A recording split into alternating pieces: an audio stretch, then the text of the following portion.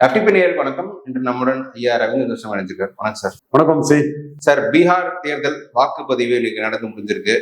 So ரொம்ப ஒரு இந்திய தேசிய அரசியலே ஒரு முக்கியமான தேர்தல். ஏன்னா நிதிஷ்குமாரோட 12 எம்பிக்கள் ஆதரவு தான் டெல்லி பிஜேபி அரசு இருக்கு.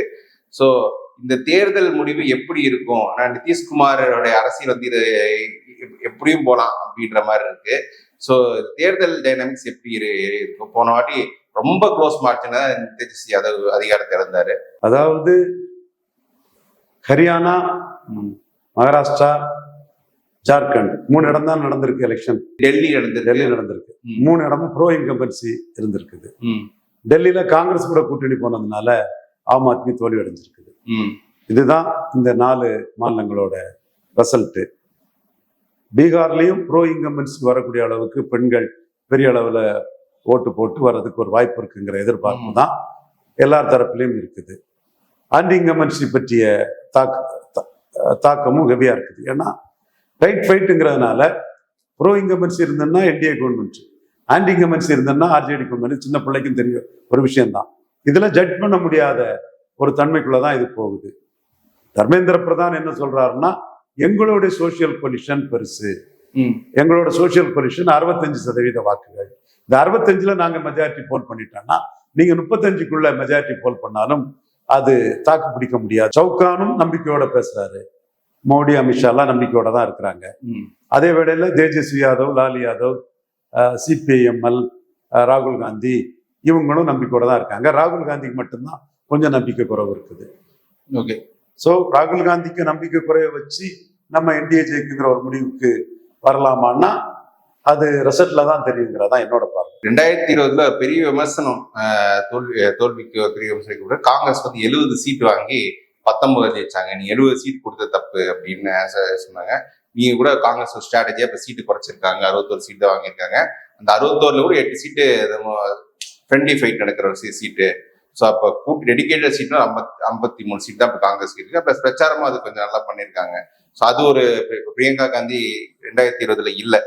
இப்ப பிரியங்கா காந்தி இல்ல காங்கிரஸ் பிளஸ் தான், ராகுல் காந்தி பிளஸ் தான். அவர் இந்த ஓட் ஷோர்னு மோடிக்கு வெற்றியை வந்து களங்கப்படுத்துறத தவிர மற்றபடி ராகுல் காந்தி பிளஸ் தான், பிரியங்கா காந்தி பிளஸ் தான். பிடிக்கலங்கிறதுக்காக அவங்க பிளஸ்ங்கிறத நான் மறுக்க மாட்டேன். நல்ல கூட்டம் வந்து ராகுல் காந்திக்கு. அது மட்டும் இல்ல, ராகுல் காந்தி இப்ப ரொம்ப சுருடாட்டும் செயல்படுறாரு. அவர் 8-10 சீட்டை விட்டு கொடுத்து 6 சீட்டு என்டிஏல இருந்த பிஏபி பார்ட்டி முகேஷ் சகானியை வந்து 18 சீட்டு கொடுத்து டெப்டி சீஃப் மினிஸ்டரா கொண்டு வந்திருக்கிறாரு. இதுதான் பலருக்கும் அதிர்ச்சி அளிக்கக்கூடிய ஒரு சம்பவம். தினமலர் போன்ற பொய் செய்திகளையே வெளியிட்டுக்கிட்டு லாஜிக்கே இல்லாம வெளியிட்டு இருக்கக்கூடிய தினமலர் போன்ற பத்திரிகைகள் இதை வந்து வெளியிடணும். நாளைக்கு வந்து நீங்களே 2 கருத்தையும் வெளியிட்டு எது கரெக்ட் ஆகுது இல்ல ரெண்டுமே தப்பாங்கிறத பார்க்கலாம். இந்த பீகார் தேர்தலில் பலர் வந்து ஒரு பெரிய மாஸ்டர் ஸ்ட்ரோக்கா இருக்கிற ஸ்ட்ராட்டஜி எதுன்னா, இந்த விஐபி பார்ட்டி நீங்க பேசுனீங்கல்ல, 16 சீட் தான் அந்த கட்சியை கண்டெஸ்ட் பண்ணுது. அந்த கட்சியை விட காங்கிரஸ் கூடுதலா சீட்ஸ் கண்டெஸ்ட் பண்றாங்க. அந்த அணியில சிபிஐஎம்எல்ல கூடுதலா சீட்ஸ் கண்டெஸ்ட் பண்றாங்க. ஆனா 16 சீட் வாங்கின கட்சி வந்து அந்த மீனவர் சமூகத்தை சேர்ந்த கட்சி. அது இந்த தலைவர் வந்து முகேஷ் சானியை வந்து இவங்க டெபுட்டி சிஎம்மா அறிவிச்சிட்டாங்க பிரச்சாரத்தை போறதுக்கு முன்னாடியே. ஸோ இது ஒரு பெரிய ஸ்ட்ராட்டஜியா பாக்குறாங்க. அதே மாதிரி இப்ப தமிழ்நாட்டில் கூட விஜய் ஒரு 10 சீட் தான் வாங்குறாருன்னா, உதாரணத்துக்கு எடப்பாடி 10 சீட் கொடுத்து நான் டெப்டி சிஎம் அறிவிக்கிறேன் அப்படின்னு சொல்லலாம். அதுல ஒன்றும் மாற்றம் இல்லை. பட் பலத்துக்குரிய சீட்டை பாஜக விட மாட்டாங்க. முகேஷ் சகானி வந்து பலம் நிரூபிச்சவர். முகேஷ் சகானி 2020ஆம் ஆண்டு பாஜக அணி வெற்றிக்கு காரணமா இருந்தவர். விஜய் மோடியை பார்த்தும் ஜெயலலிதாவால வெத்து வேட்டி செல்லாத நோட்டுன்னு நிரூபிக்கப்பட்டவர். ஜெயலலிதா மரணம் வர அரசியலே பேசாத கோழைத்தனமான அரசு. சரி, ஓகே சார். இப்போ வந்து பாராளுமன்ற தேர்தலில் அகிலேஷ் யாதவ் வந்து யூபியில் பெரிய வெற்றி பெற்றார். பிஜேபிக்கு எதிராக ஓபிசி தலித் கன்சல்டேஷனோட பண்ணி வெற்றி பெற்றார். அதே மாதிரி ஏன் தேஜஸ்வி யாதவால யாதவ் முஸ்லிம் தாண்டி வருவங்க பீகாரை சாதிக்க முடியல நினைக்கிறீங்க? அங்க வந்து யாதவ் 15% இருக்கிறாங்க. ஆமா, யாதவர்களுக்கு எதிர்ப்பு வந்து கொஞ்சம் பலமாட்டே இருக்குது. சோ அந்த யாதவ் எதிர்ப்பை மையமா வச்சுதான் பாஜக களங்காண்றாங்க.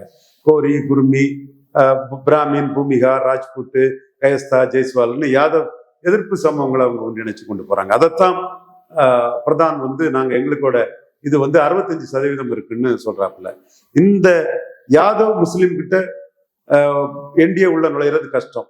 ஆனா அவங்க அந்த 65க்குள்ள நுழையதுக்கு சரியான முறையில முயற்சி எடுத்தாங்களான்னு தெரியல. அந்த விஐபி பார்ட்டிக்கு டெப்டி சீஃப் மினிஸ்டர் 18 சீட்டுங்கிறது அது ஒரு முயற்சி தான். மற்றபடி அவங்க யாதவ் முஸ்லீம் சீட்டுகளை குறைச்சிக்கிட்டு மற்ற அந்த 65களோட சமங்களுக்கு எந்த அளவுக்கு வாய்ப்பு கொடுத்தாங்கிறது தெரிய வரல. நிதிஷ்குமார் வந்து இந்திய அரசியல் ஒரு யூனிக் பினாமினன். அவர் எந்த பக்கம் போனாலும் நான் சிஎம் விடுற மாதிரி ஒரு சிஎம் திறந்துட்டு வருவாரு. அவரோட எதிர்காலம் இந்த தேர்தலுக்கு அப்புறம் எப்படி இருக்கும்? பார்லிமெண்ட் மெஜாரிட்டியிலானால அவருக்குள்ள எம்பிக்கள் அங்க ஒரு பலமா தான் இருக்குது. அதனால அவர் பயணம் செய்த ஓட்டு பலம் உள்ள ஒரு லீடர். அவரை ஜஸ்ட் லைக் தட் யாரும் தூக்கி போட்டுவிட முடியாது. ஆனா பிஜேபி வந்து நிதிஷ்குமாரை வந்து சிஎம் சொல்லாம பல இடங்கள் பிரச்சாரம் பண்ணிட்டு இருக்காங்க. வேற யாராச்சும் சிஎம் வரலாம். அது வந்து பஸ்வானுக்கு 5% ஓட்டர்ஸ் மத்தியில் ஒரு நம்பிக்கை கொடுக்கறதுக்கு சிராக் பஸ்வானும் சிஎம்மா வரலாங்கிற ஒரு கோப்பை கொடுக்கறதுக்காக இருக்கிறது. இப்ப தேவகவுடா இது DK சிவகுமாரையும் இவரை சித்தாராமையாவும் சிஎம்ங்கிற ஆஸ்பிரேஷன் ஒக்காலிகாவுக்கும் குர்பாஸுக்கும் மற்ற ஓபிசிக்கும் கொடுத்து சுனில் கனகுலு நாயுடுகாரு ஒரு பெரிய வெற்றியை பெற்றார்ல, அந்த மாதிரி ஒரு தோட்டத்துக்காக கொடுத்துருக்கலாம். பட் கடைசியா நிதிஷ் தாங்கிறத பேசிட்டாங்களே. ரிசல்ட் எப்படி இருந்தாலும் நிதிஷ் வந்து பிஜேபியோட தொடர்வார்னு நினைக்கிறீங்களா? கண்டிப்பா தொடர்வார், வேற ஆப்ஷன் இல்லை. பிஜேபிக்குள்ள ஒரு பிரச்சனை ஏதாவது வராதான்னு பலரும் கனவு கண்டுட்டு இருக்காங்க சார். ஓகே, அப்படி எந்த பிரச்சனையும் வராது. அப்படி வந்தாதான் இந்த ஸ்டாலினுக்கு 22க்கும் நிதிஷுக்கு ஓட்டுக்கும் நாயுடு ஓட்டுக்கும் முக்கியத்துவம் வரும். ஸ்டேட்டஸ் கோ போகிறது வரை ஸ்டேட்டஸ் கோ தான்.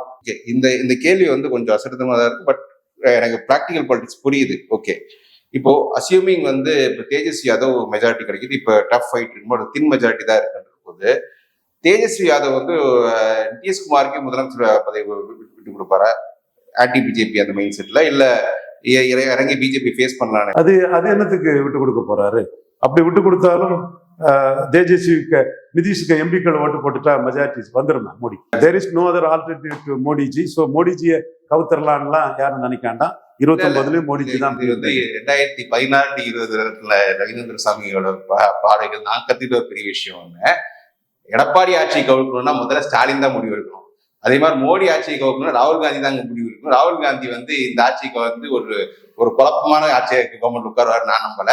அவர் 5 வருஷம் 29 அவர் வருவார் நான் நினைக்கிறேன். சரி சார், இணைஞ்ச சார் மீண்டும் ஒரு